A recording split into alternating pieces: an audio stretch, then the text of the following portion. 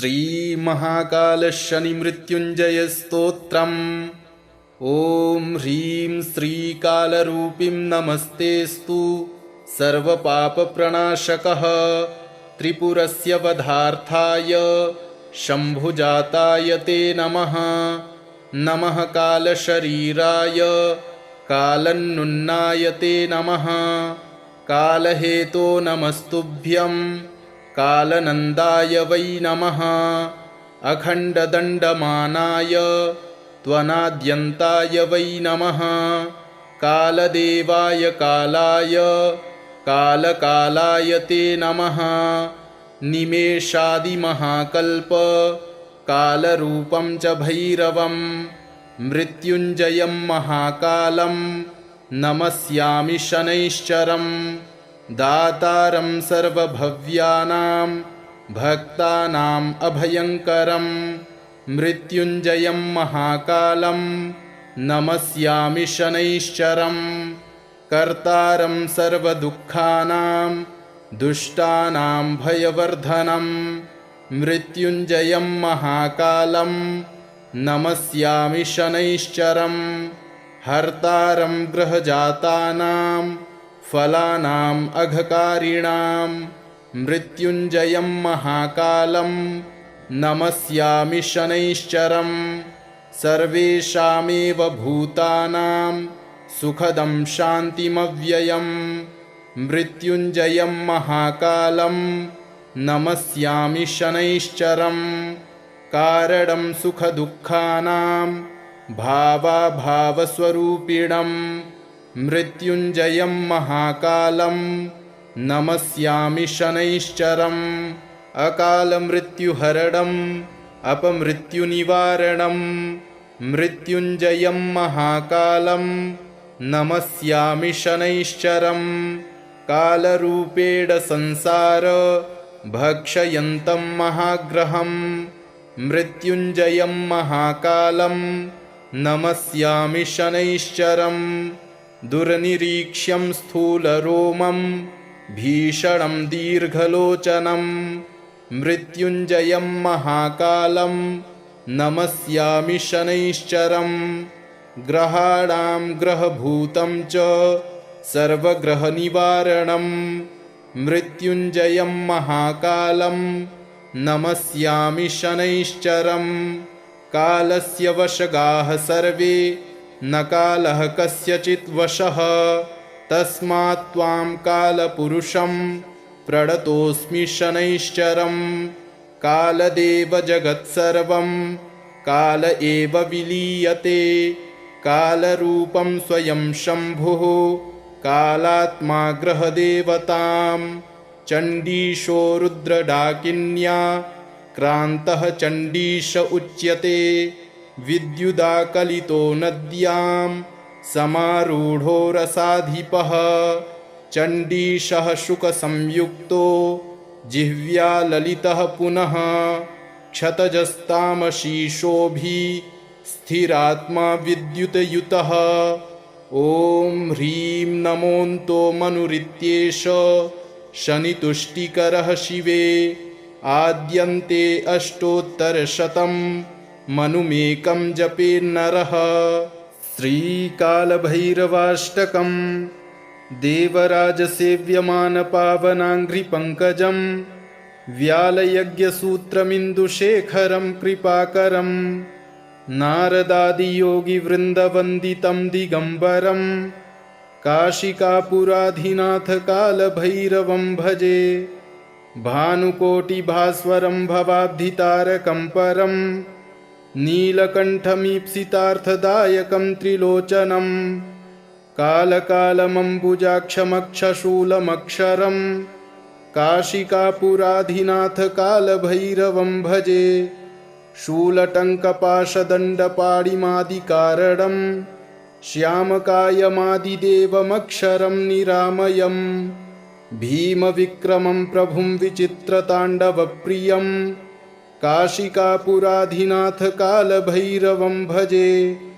भुक्तिमुक्तिदायकं प्रशस्तचारुविग्रहं भक्तवत्सलं स्थितं समस्तलोकविग्रहं विनिक्वडन्मनोज्ञहेमकिङ्किणीलसत्कटिं काशिकापुराधिनाथ कालभैरवं भजे। धर्मसेतुपालकं त्वधर्ममार्गनाशकं कर्मपाशमोचकं सुशर्मदायकं विभुं स्वर्णवर्णशेषपाशशोभिताङ्गमण्डलं काशिकापुराधिनाथ कालभैरवं भजे। रत्नपादुकाप्रभाभिरामपादयुग्मकं नित्यमद्वितीयमिष्टदैवतं निरञ्जनं मृत्युदर्पनाशनं करालदंष्ट्रमोक्षणं काशिकापुराधिनाथ कालभैरवं भजे। अट्टहासभिन्नपद्मजाण्डकोशसन्ततिं दृष्टिपातनष्टपापजालमुग्रशासनम् अष्टसिद्धिदायकं कपालमालिकन्धरं काशिकापुराधिनाथ कालभैरवं भजे।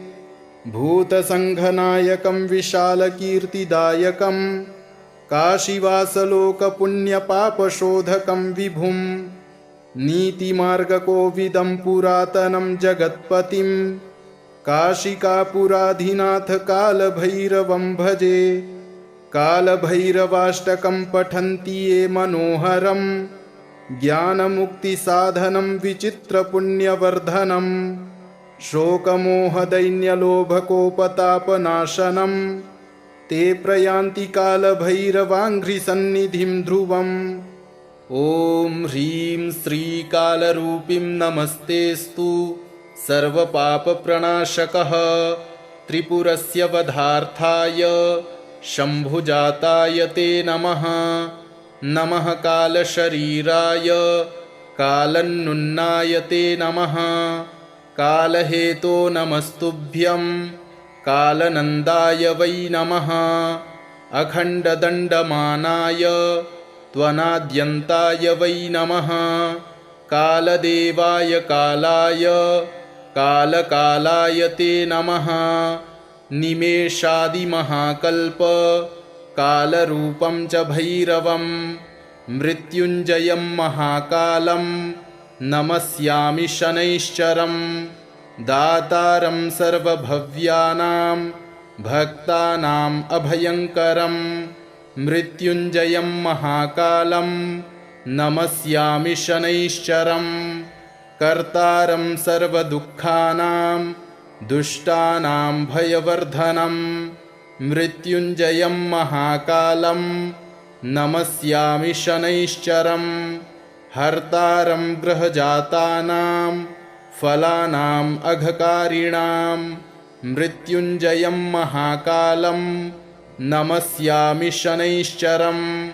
सर्वेषामेव भूतानां सुखदं शान्तिमव्ययम् मृत्युञ्जयं महाकालं नमस्यामि शनैश्चरं। कारणं सुखदुःखानां भावाभावस्वरूपिणं मृत्युञ्जयं महाकालं नमस्यामि शनैश्चरं। अकालमृत्युहरणम् अपमृत्युनिवारणं मृत्युञ्जयं महाकालं नमस्यामि शनैश्चरं। कालरूपेण संसार भक्षयन्तं महाग्रहं मृत्युञ्जयं महाकालं नमस्यामि शनैश्चरं।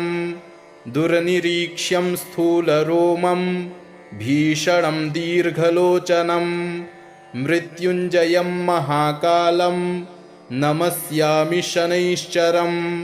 ग्रहाणां ग्रहभूतं च सर्वग्रहनिवारणं मृत्युञ्जयं महाकालं नमस्यामि शनैश्चरं। कालस्य वशगाः सर्वे न कालः कस्यचित् वशः तस्मात् त्वां कालपुरुषं प्रणतोऽस्मि शनैश्चरं। कालदेव जगत्सर्वं काल एव विलीयते कालरूपं स्वयं शम्भुः कालात्मा ग्रहदेवतां। चण्डीशो रुद्रडाकिन्या क्रान्तः चण्डीश उच्यते। विद्युदाकलितो नद्यां समारूढो रसाधिपः चण्डीशः शुकसंयुक्तो जिह्व्या ललितः पुनः क्षतजस्तामशीशोभिः स्थिरात्मा विद्युतयुतः। ॐ ह्रीं नमोऽन्तो मनुरित्येष शनितुष्टिकरः शिवे आद्यन्ते अष्टोत्तरशतं मनुमेकं जपेन्नरः। देवराजसेव्यमानपावनाङ्घ्रिपङ्कजं व्यालयज्ञसूत्रमिन्दुशेखरं कृपाकरं नारदादियोगिवृन्दवन्दितं दिगम्बरं काशिकापुराधिनाथकालभैरवं भजे। भानुकोटिभास्वरं भवाब्धितारकं परं नीलकण्ठमीप्सितार्थदायकं त्रिलोचनं कालकालमम्बुजाक्षमक्षशूलमक्षरं काशिकापुराधिनाथकालभैरवं भजे। शूलटङ्कपाशदण्डपाणिमादिकारणं श्यामकायमादिदेवमक्षरं निरामयं भीमविक्रमं प्रभुं विचित्रताण्डवप्रियं काशिकापुराधिनाथकालभैरवं भजे। भुक्तिमुक्तिदायकं प्रशस्तचारुविग्रहं भक्तवत्सलं स्थितं समस्तलोकविग्रहं विनिक्वडन्मनोज्ञहेमकिङ्किणीलसत्कटिं काशिकापुराधिनाथकालभैरवं भजे। धर्मसेतुपालकं त्वधर्ममार्गनाशकं कर्मपाशमोचकं सुशर्मदायकं विभुं स्वर्णवर्णशेषपाशशोभिताङ्गमण्डलं काशिकापुराधिनाथकालभैरवं भजे। रत्नपादुकाप्रभाभिरामपादयुग्मकं नित्यमद्वितीयमिष्टदैवतं निरञ्जनं मृत्युदर्पनाशनं करालदंष्ट्रमोक्षणं काशिकापुराधिनाथकालभैरवं भजे। अट्टहासभिन्नपद्मजाण्डकोशसन्ततिं दृष्टिपातनष्टपापजालमुग्रशासनम् अष्टसिद्धिदायकं कपालमालिकन्धरं काशिकापुराधिनाथकालभैरवं भजे। भूतसङ्घनायकं विशालकीर्तिदायकं काशीवासलोकपुण्यपापशोधकं विभुं नीतिमार्गकोविदं पुरातनं जगत्पतिं काशिकापुराधिनाथकालभैरवं भजे। कालभैरवाष्टकं पठन्ति ये मनोहरं ज्ञानमुक्तिसाधनं विचित्रपुण्यवर्धनं शोकमोहदैन्यलोभकोपतापनाशनं ते प्रयान्ति कालभैरवाङ्घ्रिसन्निधिं ध्रुवम्।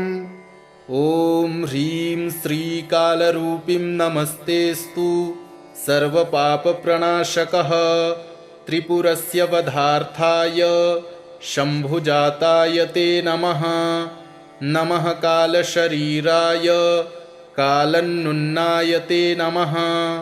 कालहेतो नमस्तुभ्यं कालनन्दाय वै नमः।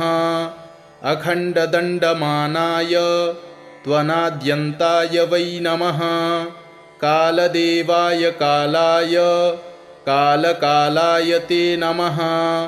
निमेषादिमहाकल्प कालरूपं च भैरवं मृत्युञ्जयं महाकालं नमस्यामि शनैश्चरं दातारं सर्वभव्यानां भक्तानाम् अभयङ्करं मृत्युञ्जयं महाकालं नमस्यामि शनैश्चरं कर्तारं सर्वदुःखानां दुष्टानां भयवर्धनं मृत्युञ्जयं महाकालं नमस्यामि शनैश्चरं हर्तारं गृहजातानां फलानाम् अघकारिणां मृत्युञ्जयं महाकालं नमस्यामि शनैश्चरं सर्वेषामेव भूतानां सुखदं शान्तिमव्ययं मृत्युञ्जयं महाकालं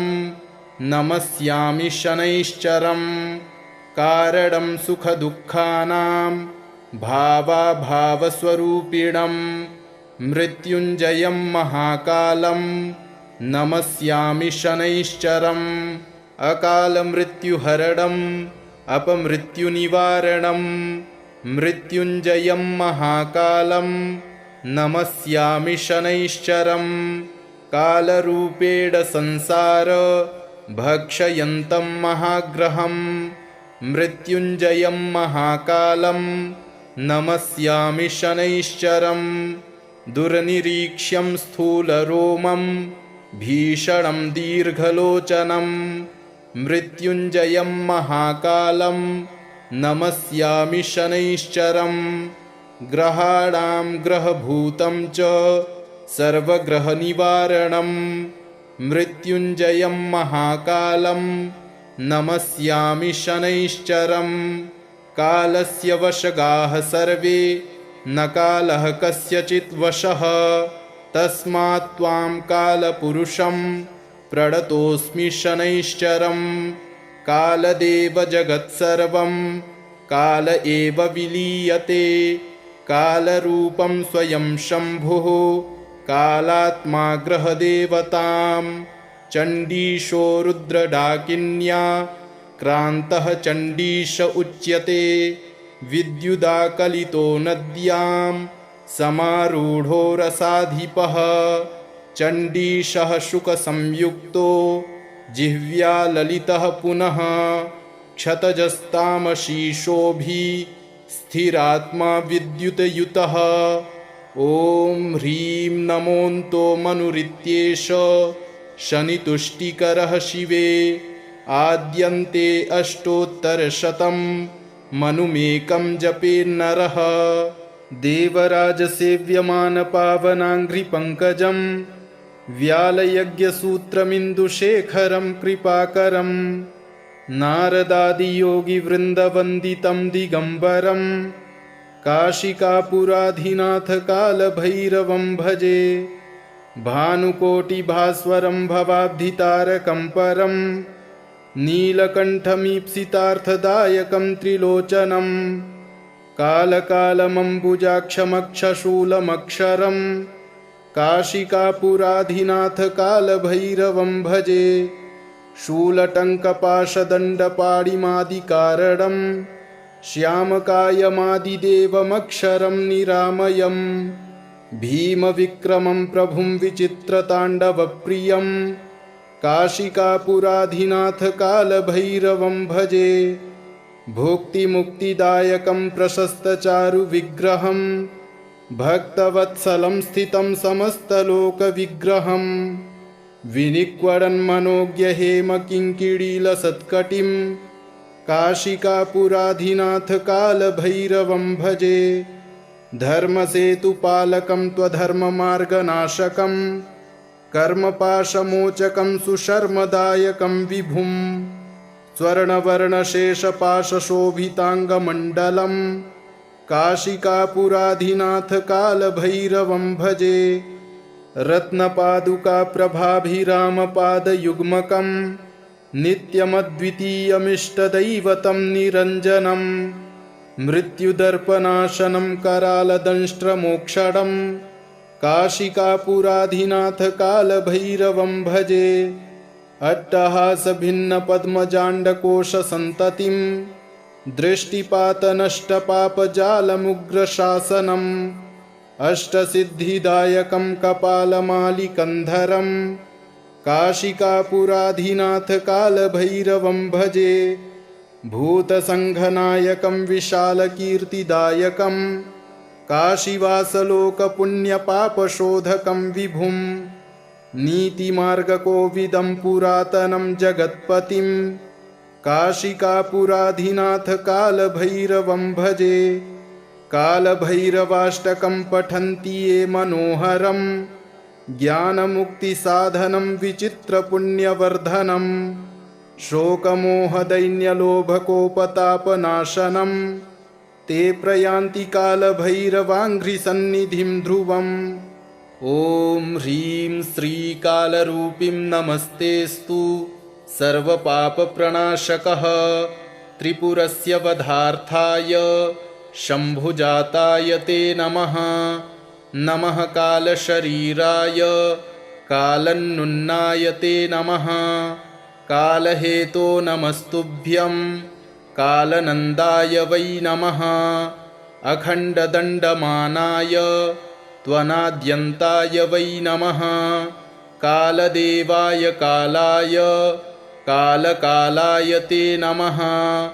निमेषादिमहाकल्प कालरूपं च भैरवं मृत्युञ्जयं महाकालं नमस्यामि शनैश्चरं। दातारं सर्वभव्यानां भक्तानाम् अभयङ्करं मृत्युञ्जयं महाकालं नमस्यामि शनैश्चरं। कर्तारं सर्वदुःखानां दुष्टानां भयवर्धनं मृत्युञ्जयं महाकालं नमस्यामि शनैश्चरं। हर्तारं गृहजातानां फलानाम् अघकारिणां मृत्युञ्जयं महाकालं नमस्यामि शनैश्चरं। सर्वेषामेव भूतानां सुखदं शान्तिमव्ययं मृत्युञ्जयं महाकालं नमस्यामि शनैश्चरं। कारणं सुखदुःखानां भावाभावस्वरूपिणं मृत्युञ्जयं महाकालं नमस्यामि शनैश्चरं। अकालमृत्युहरणम् अपमृत्युनिवारणं मृत्युञ्जयं महाकालं नमस्यामि शनैश्चरं। कालरूपेण संसार भक्षयन्तं महाग्रहं मृत्युञ्जयं महाकालं नमस्यामि शनैश्चरं। दुर्निरीक्ष्यं स्थूलरोमं भीषणं दीर्घलोचनं मृत्युञ्जयं महाकालं नमस्यामि शनैश्चरं। ग्रहाणां ग्रहभूतं च सर्वग्रहनिवारणं मृत्युञ्जयं महाकालं नमस्यामि शनैश्चरं। कालस्य वशगाः सर्वे न कालः कस्यचित् वशः तस्मात् त्वां कालपुरुषं प्रणतोऽस्मि शनैश्चरं। कालदेव जगत्सर्वं काल एव विलीयते कालरूपं स्वयं शम्भुः कालात्मा ग्रहदेवतां। चण्डीशो रुद्रडाकिन्या क्रान्तः चण्डीश उच्यते विद्युदाकलितो नद्यां समारूढो रसाधिपः। चण्डीशः शुकसंयुक्तो जिह्व्या ललितः पुनः क्षतजस्तामशीशोऽभि स्थिरात्मा विद्युतयुतः। ॐ ह्रीं नमोऽन्तो मनुरित्येष शनितुष्टिकरः शिवे आद्यन्ते अष्टोत्तरशतं मनुमेकं जपेन्नरः। देवराजसेव्यमानपावनाङ्घ्रिपङ्कजं व्यालयज्ञसूत्रमिन्दुशेखरं कृपाकरं नारदादियोगिवृन्दवन्दितं दिगम्बरं काशिकापुराधिनाथकालभैरवं भजे। भानुकोटिभास्वरं भवाब्धितारकं परं नीलकण्ठमीप्सितार्थदायकं त्रिलोचनं कालकालमम्बुजाक्षमक्षशूलमक्षरं काशिकापुराधिनाथकालभैरवं भजे। शूलटङ्कपाशदण्डपाणिमादिकारणं श्यामकायमादिदेवमक्षरं निरामयं भीमविक्रमं प्रभुं विचित्रताण्डवप्रियं काशिकापुराधिनाथकालभैरवं भजे। भुक्तिमुक्तिदायकं प्रशस्तचारुविग्रहं भक्तवत्सलं स्थितं समस्तलोकविग्रहं विनिक्वडन्मनोज्ञहेमकिङ्किणीलसत्कटिं काशिकापुराधिनाथकालभैरवं भजे। धर्मसेतुपालकं त्वधर्ममार्गनाशकं कर्मपाशमोचकं सुशर्मदायकं विभुं स्वर्णवर्णशेषपाशशोभिताङ्गमण्डलं काशिकापुराधिनाथकालभैरवं भजे। रत्नपादुकाप्रभाभिरामपादयुग्मकं नित्यमद्वितीयमिष्टदैवतं निरञ्जनं मृत्युदर्पनाशनं करालदंष्ट्रमोक्षणं काशिकापुराधिनाथकालभैरवं भजे। अट्टहासभिन्नपद्मजाण्डकोशसन्ततिं दृष्टिपातनष्टपापजालमुग्रशासनम् अष्टसिद्धिदायकं कपालमालिकन्धरं काशिकापुराधिनाथकालभैरवं भजे। भूतसङ्घनायकं विशालकीर्तिदायकं काशीवासलोकपुण्यपापशोधकं विभुं नीतिमार्गकोविदं पुरातनं जगत्पतिं काशिकापुराधिनाथकालभैरवं भजे। कालभैरवाष्टकं पठन्ति ये मनोहरं ज्ञानमुक्तिसाधनं विचित्रपुण्यवर्धनं शोकमोहदैन्यलोभकोपतापनाशनं ते प्रयान्ति कालभैरवाङ्घ्रिसन्निधिं ध्रुवम्। ॐ ह्रीं श्रीकालरूपीं नमस्तेऽस्तु सर्वपापप्रणाशकः त्रिपुरस्य वधार्थाय शम्भुजाताय ते नमः। नमः कालशरीराय कालन्नुन्नाय ते नमः। कालहेतो नमस्तुभ्यं कालनन्दाय वै नमः। अखण्डदण्डमानाय त्वनाद्यन्ताय वै नमः। कालदेवाय कालाय कालकालाय ते नमः। निमेषादिमहाकल्प कालरूपं च भैरवं मृत्युञ्जयं महाकालं नमस्यामि शनैश्चरं। दातारं सर्वभव्यानां भक्तानाम् अभयङ्करं मृत्युञ्जयं महाकालं नमस्यामि शनैश्चरं। कर्तारं सर्वदुःखानां दुष्टानां भयवर्धनं मृत्युञ्जयं महाकालं नमस्यामि शनैश्चरं। हर्तारं गृहजातानां फलानाम् अघकारिणां मृत्युञ्जयं महाकालं नमस्यामि शनैश्चरं। सर्वेषामेव भूतानां सुखदं शान्तिमव्ययं मृत्युञ्जयं महाकालं नमस्यामि शनैश्चरं। कारणं सुखदुःखानां भावाभावस्वरूपिणं मृत्युञ्जयं महाकालं नमस्यामि शनैश्चरं। अकालमृत्युहरणम् अपमृत्युनिवारणं मृत्युञ्जयं महाकालं नमस्यामि शनैश्चरं।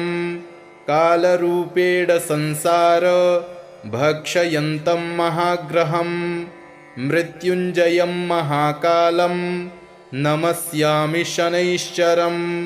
दुर्निरीक्ष्यं स्थूलरोमं भीषणं दीर्घलोचनं मृत्युञ्जयं महाकालं नमस्यामि शनैश्चरं।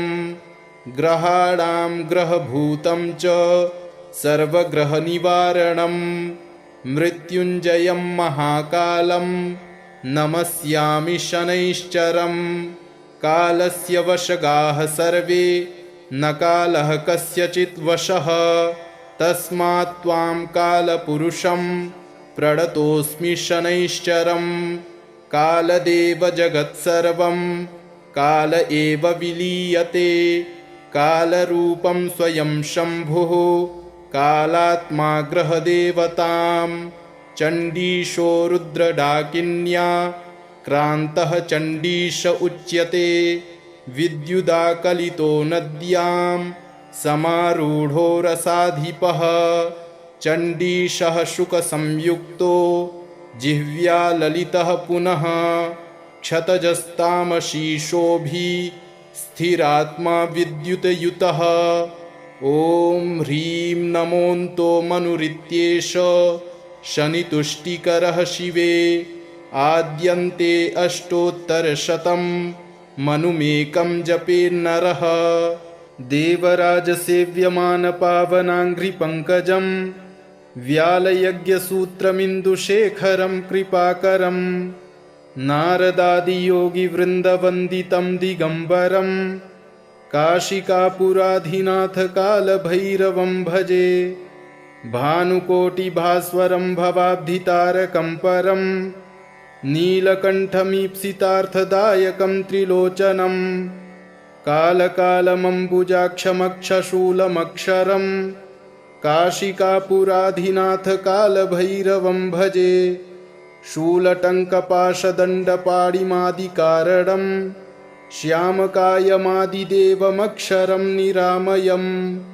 भीमविक्रमं प्रभुं विचित्रताण्डवप्रियं काशिकापुराधिनाथकालभैरवं भजे भुक्तिमुक्तिदायकं प्रशस्तचारुविग्रहं भक्तवत्सलं स्थितं समस्तलोकविग्रहं विनिक्वडन्मनोज्ञहेमकिङ्किणीलसत्कटिं काशिकापुराधिनाथकालभैरवं भजे धर्मसेतुपालकं त्वधर्ममार्गनाशकं कर्मपाशमोचकं सुशर्मदायकं विभुं स्वर्णवर्णशेषपाशशोभिताङ्गमण्डलं काशिकापुराधिनाथकालभैरवं भजे रत्नपादुकाप्रभाभिरामपादयुग्मकं नित्यमद्वितीयमिष्टदैवतं निरञ्जनं मृत्युदर्पनाशनं करालदंष्ट्रमोक्षणं काशिकापुराधिनाथकालभैरवं भजे अट्टहासभिन्नपद्मजाण्डकोशसन्ततिं दृष्टिपातनष्टपापजालमुग्रशासनम् अष्टसिद्धिदायकं कपालमालिकन्धरं काशिकापुराधिनाथकालभैरवं भजे भूतसङ्घनायकं विशालकीर्तिदायकं काशीवासलोकपुण्यपापशोधकं विभुं नीतिमार्गकोविदं पुरातनं जगत्पतिं काशिकापुराधिनाथकालभैरवं भजे कालभैरवाष्टकं पठन्ति ये मनोहरं ज्ञानमुक्तिसाधनं विचित्रपुण्यवर्धनं शोकमोहदैन्यलोभकोपतापनाशनं ते प्रयान्ति कालभैरवाङ्घ्रिसन्निधिं ध्रुवम् ॐ ह्रीं श्रीकालरूपीं नमस्तेऽस्तु सर्वपापप्रणाशकः त्रिपुरस्य वधार्थाय शम्भुजाताय ते नमः नमः कालशरीराय कालन्नुन्नाय ते नमः कालहेतो नमस्तुभ्यं कालनन्दाय वै नमः अखण्डदण्डमानाय त्वनाद्यन्ताय वै नमः कालदेवाय कालाय कालकालाय ते नमः निमेषादिमहाकल्प कालरूपं च भैरवं मृत्युञ्जयं महाकालं नमस्यामि शनैश्चरं दातारं सर्वभव्यानां भक्तानाम् अभयङ्करं मृत्युञ्जयं महाकालं नमस्यामि शनैश्चरं कर्तारं सर्वदुःखानां दुष्टानां भयवर्धनं मृत्युञ्जयं महाकालं नमस्यामि शनैश्चरं हर्तारं गृहजातानां फलानाम् अघकारिणां मृत्युञ्जयं महाकालं नमस्यामि शनैश्चरं सर्वेषामेव भूतानां सुखदं शान्तिमव्ययं मृत्युञ्जयं महाकालं नमस्यामि शनैश्चरं कारणं सुखदुःखानां भावाभावस्वरूपिणं मृत्युञ्जयं महाकालं नमस्यामि शनैश्चरम् अकालमृत्युहरणम् अपमृत्युनिवारणं मृत्युञ्जयं महाकालं नमस्यामि शनैश्चरं कालरूपेण संसार भक्षयन्तं महाग्रहं मृत्युञ्जयं महाकालं नमस्यामि शनैश्चरं दुर्निरीक्ष्यं स्थूलरोमं भीषणं दीर्घलोचनं मृत्युञ्जयं महाकालं नमस्यामि शनैश्चरं ग्रहाणां ग्रहभूतं च सर्वग्रहनिवारणं मृत्युञ्जयं महाकालं नमस्यामि शनैश्चरं कालस्य वशगाः सर्वे न कालः कस्यचित् वशः तस्मात् त्वां कालपुरुषं प्रणतोऽस्मि शनैश्चरं कालदेव जगत्सर्वं काल एव विलीयते कालरूपं स्वयं शम्भुः कालात्मा ग्रहदेवतां चण्डीशो रुद्रडाकिन्या क्रान्तः चण्डीश उच्यते विद्युदाकलितो नद्यां समारूढो रसाधिपः चण्डीशः शुकसंयुक्तो जिह्व्या ललितः पुनः क्षतजस्तामशीशोभिस्थिरात्मा विद्युतयुतः ॐ ह्रीं नमोऽन्तो मनुरित्येष शनितुष्टिकरः शिवे आद्यन्ते अष्टोत्तरशतं मनुमेकं जपेन्नरः देवराजसेव्यमानपावनाङ्घ्रिपङ्कजं व्यालयज्ञसूत्रमिन्दुशेखरं कृपाकरं नारदादियोगिवृन्दवन्दितं दिगम्बरं काशिकापुराधिनाथकालभैरवं भजे भानुकोटिभास्वरं भवाब्धितारकं परं नीलकण्ठमीप्सितार्थदायकं त्रिलोचनं कालकालमम्बुजाक्षमक्षशूलमक्षरं काशिकापुराधिनाथकालभैरवं भजे शूलटङ्कपाशदण्डपाणिमादिकारणं श्यामकायमादिदेवमक्षरं निरामयं भीमविक्रमं प्रभुं विचित्रताण्डवप्रियं काशिकापुराधिनाथकालभैरवं भजे भुक्तिमुक्तिदायकं प्रशस्तचारुविग्रहं भक्तवत्सलं स्थितं समस्तलोकविग्रहं विनिक्वडन्मनोज्ञहेमकिङ्किणीलसत्कटिं काशिकापुराधिनाथकालभैरवं भजे धर्मसेतुपालकं त्वधर्ममार्गनाशकं कर्मपाशमोचकं सुशर्मदायकं विभुं स्वर्णवर्णशेषपाशशोभिताङ्गमण्डलं काशिकापुराधिनाथकालभैरवं भजे रत्नपादुकाप्रभाभिरामपादयुग्मकं नित्यमद्वितीयमिष्टदैवतं निरञ्जनं मृत्युदर्पनाशनं करालदंष्ट्रमोक्षणं काशिकापुराधिनाथकालभैरवं भजे अट्टहासभिन्नपद्मजाण्डकोशसन्ततिं दृष्टिपातनष्टपापजालमुग्रशासनम् अष्टसिद्धिदायकं कपालमालिकन्धरं काशिकापुराधिनाथकालभैरवं भजे भूतसङ्घनायकं विशालकीर्तिदायकं काशीवासलोकपुण्यपापशोधकं विभुं नीतिमार्गकोविदं पुरातनं जगत्पतिं काशिकापुराधिनाथकालभैरवं भजे कालभैरवाष्टकं पठन्ति ये मनोहरं ज्ञानमुक्तिसाधनं विचित्रपुण्यवर्धनं शोकमोहदैन्यलोभकोपतापनाशनं ते प्रयान्ति कालभैरवाङ्घ्रिसन्निधिं ध्रुवम् इति श्रीमच्छङ्कराचार्यविरचितं कालभैरवाष्टकं सम्पूर्णम्।